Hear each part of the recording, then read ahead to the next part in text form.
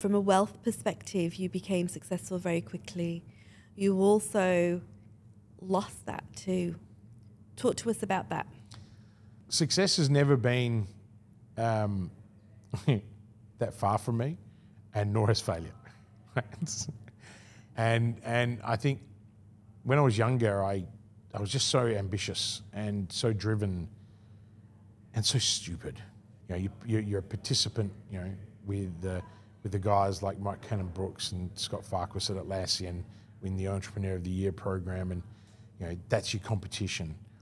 You know, for me, I fell into the trap of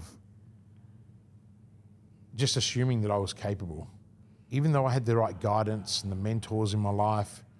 You got to be prepared to listen to these people, and you know that's probably the reason why now I have such a passion to help any entrepreneur wherever they are in the journey. Yeah.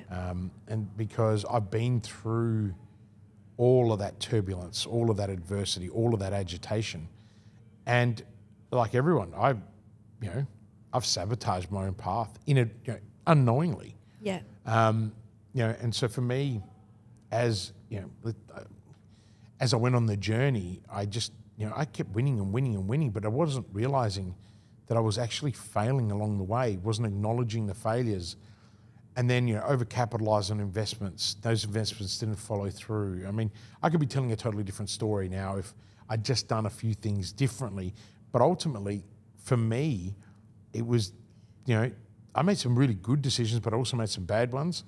But I also didn't consider the circumstances. So, I always define pre-2010 Kristian 1.0, who was reckless and, was driven by validation. Yeah. And that was all from the childhood trauma. Of course. Trying to prove, not to my father, but to the world that I was capable and I was able. Yeah. And, even through the journey that we've done now, which is Kristian 4.0, we're still uncovering that I still have the challenges, that self-doubt, especially when I initially meet people. And so, I use the same techniques that have helped me get to where I am now, and I'm still using them.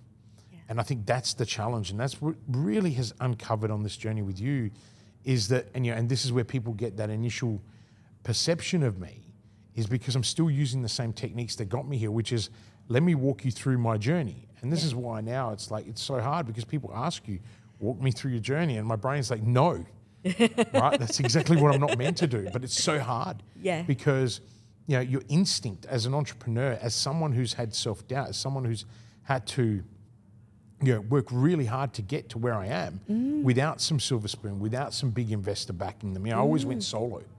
That was also another mistake, because I always wanted to eat the biggest piece of pie, and clearly I ate way too much pie.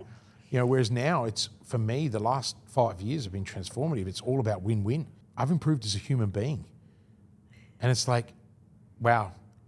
So you just know how much you've grown in that time. Absolutely. I'd really like to know, what is really important to you?